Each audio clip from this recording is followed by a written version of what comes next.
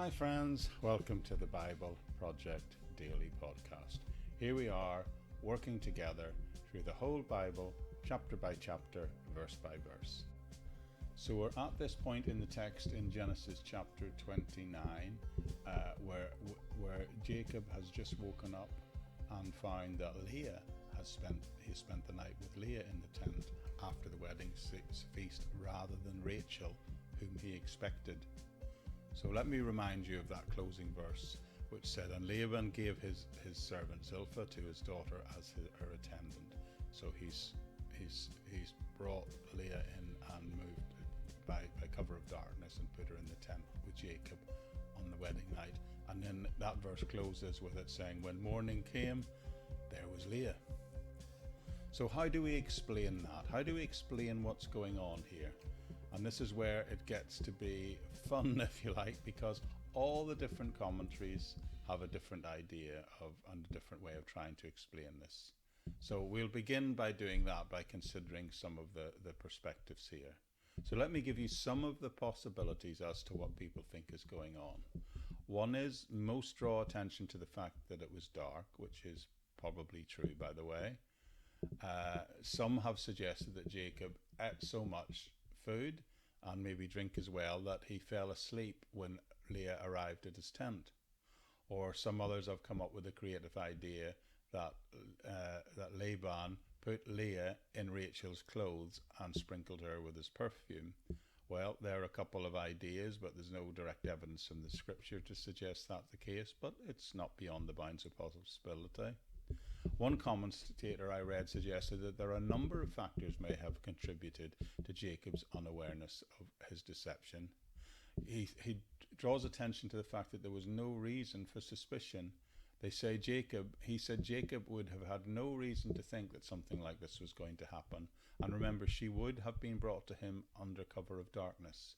And the two sisters probably had a similar general physical resemblance and stature. Others have said the most obvious one, that Jacob was intoxicated from drinking so much at the feast and that his mind was clouded. And other experts I've read, interestingly, say that she could very well have been veiled when she was brought to him.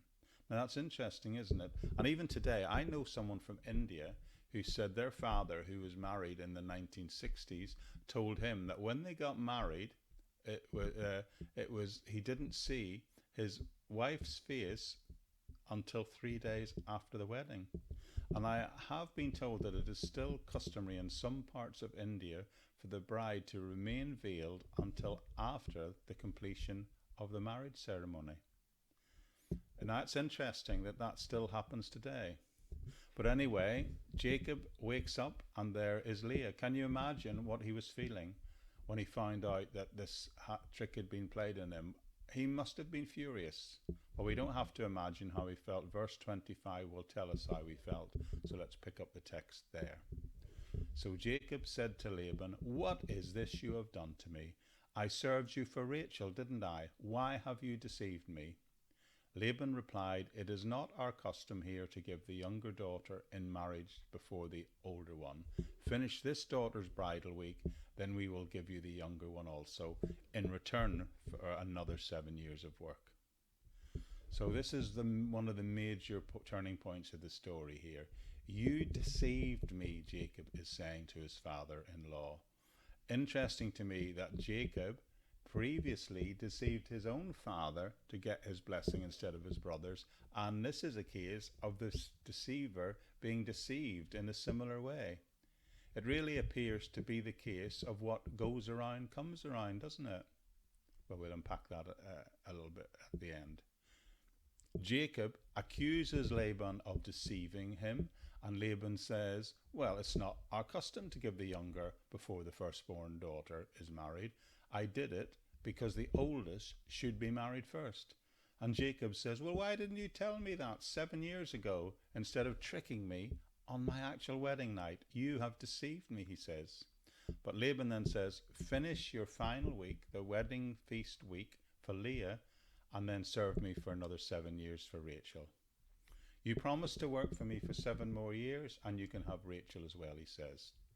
So Jacob fulfills his wedding week and then Laban gives his daughter Racheal as his wife also to Jacob, and they get married.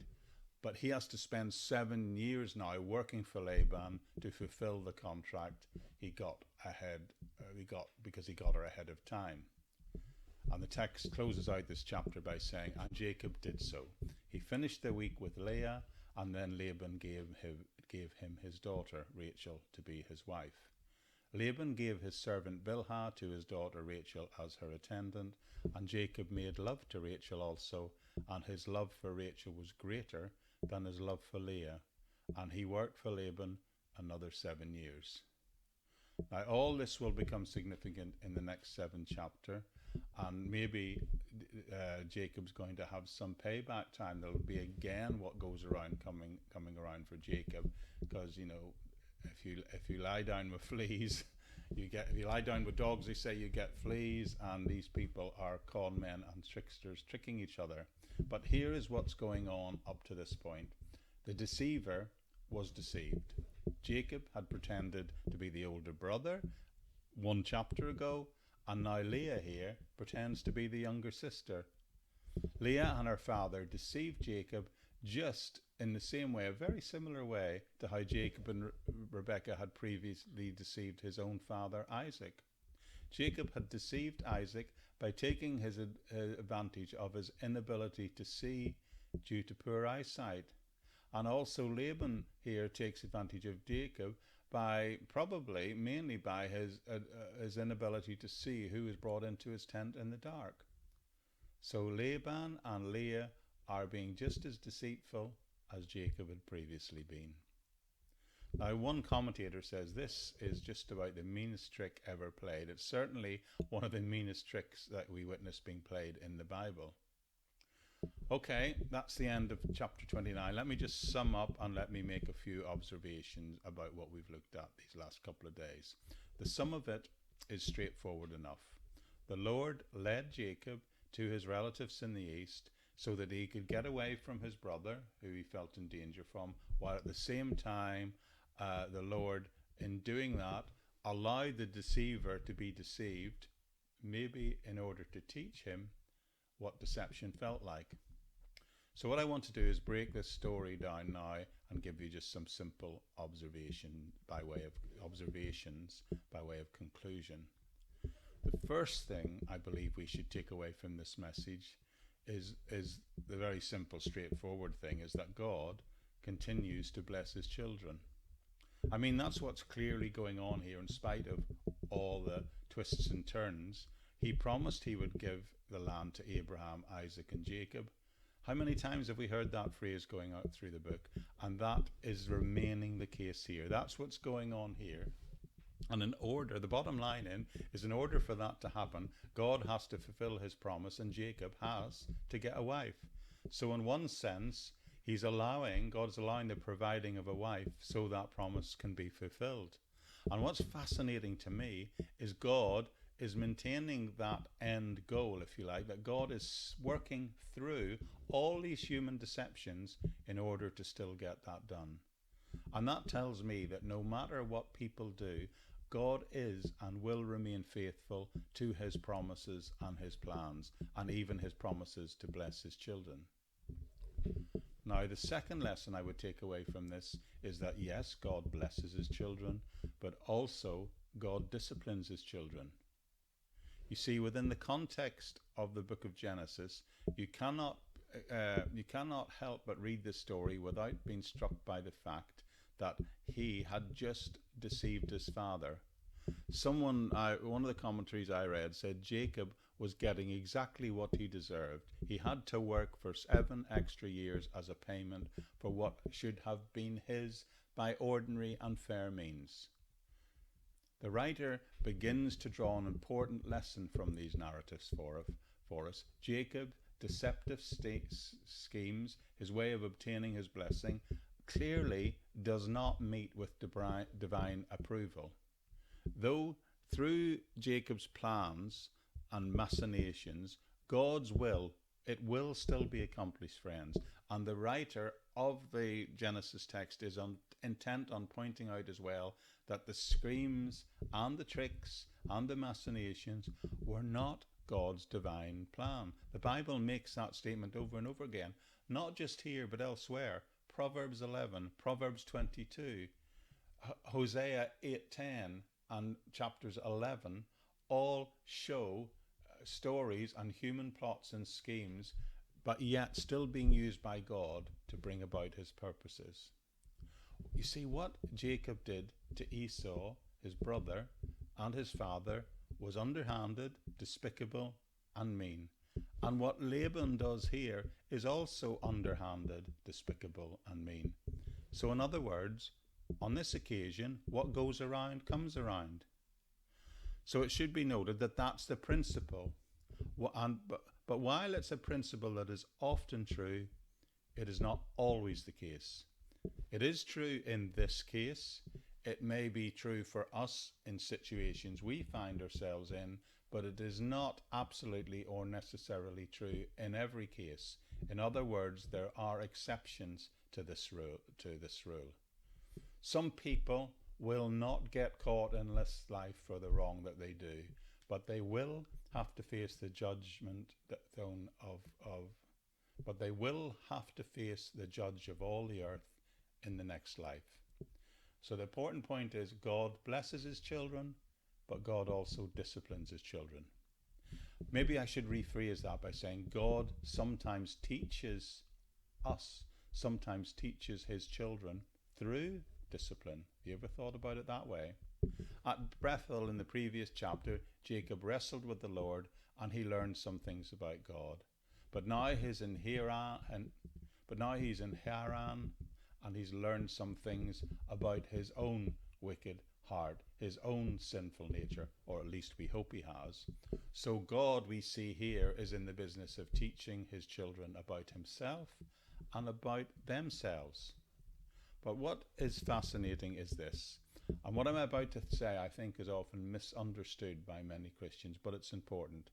I said God can bless his children and God disciplines his children, right?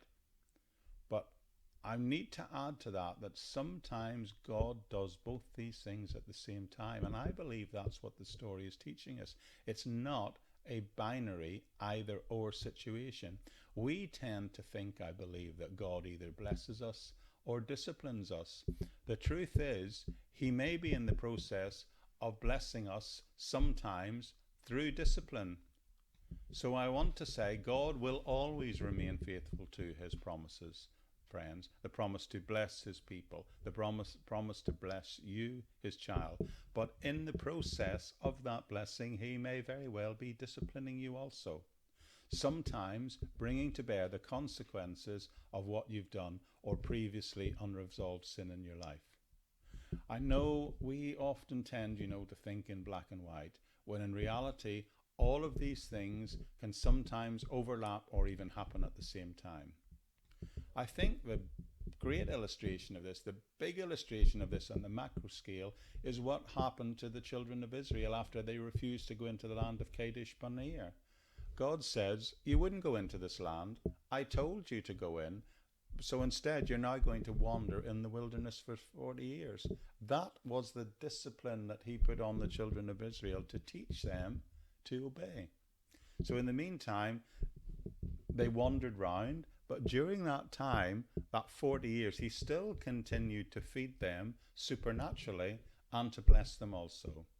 So sometimes God blesses his children and disciplines them at the same time. Sometimes he will bless us and discipline us at the same time.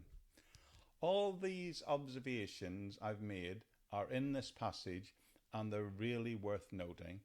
But the individual lesson here for Jacob, I believe, is one where he's trying to say, look out, for the deceiver can get deceived. Therefore, take note, friends, and be careful what you do, because your actions can be like a boomerang and they can come back to you. The cheater can often get cheated, the liar will often get lied to, and the thief will get robbed. And here the deceiver got deceived. Sometimes those who live by the sword will indeed die by the sword, and for them what goes around comes around. That is often the principle but it's not necessarily the rule. So I did think about how I could illustrate this at the end, because I love to illustrate my teaching with a story. But the story in the book of Genesis sends this message in its own right. But there is another example I'd like to end with. I'm sure many of you have heard the story of Aesop. Now, in fact, he lived 600 years before Christ, after this was written, but before the arrival of Christ. But he was very famous for creating moral stories, what we today call Aesop's fables. And he tells the story of the fox, the donkey, and the lion. And as he tells that story, it talks about the donkey and the fox entering into a partnership together for their mutual protection, and they went out in the forest to try and find food together. But they'd not proceeded very far when they came upon a lion. Now the fox recognized the immediate danger and approached the lion, and I think Aesop says, whispered in his ears and promised to contrive to help the lion catch the donkey if the lion would promise not to harm him. He said, I can fix it for you that you can catch the donkey without having to stalk him, and if I do that for you, can I go free? And the lion said yes. So the fox then goes back to the donkey and says, come on, let's go. But he leads him to somewhere where he knew someone had dug a trap. And he led him in such a way that he fixed it that the donkey falls into the big hole in the ground, falls into the trap. Then the fox goes to the lion and says, deal's done, my friend. The donkey is trapped for you to eat whenever you want. The lion then looked in the hole, sees the donkey, and says, yeah, donkey's trapped, can't get out of the hole. So the lion eats the fox right away and says to him just before he eats him, I'm eating you, but I can now eat the donkey later at my leisure. So there's an example of a trickster being tricked, being trapped by his own treachery. And that's one way to illustrate this story. But at the end of the day, this story in its own right here in the book of Genesis, sends its message in its own way better than any other illustration I can find. Here we see the con man getting conned, the trickster getting tricked, the deceiver falling to deception. So the message for us, friends, is be careful what we do. Be careful how we live our lives, because what goes around may indeed for us come around. And God might in fact choose to teach us and to discipline us in order that he can bless us in the future. But finally, I'd just like to say thank you again. I really couldn't do this without you. With the knowledge of this wonderful community of people doing this together, I couldn't do it without your help and particularly your prayerful encouragement. But that's it for today. I do hope I'll see you right back here again very soon. It'll be for tomorrow for me. I'll be doing another. But whatever day it happens to be for you, you access it. I hope you are blessed by it. And I'll see you again very soon on the Bible Project Daily Podcast. Bye-bye for now.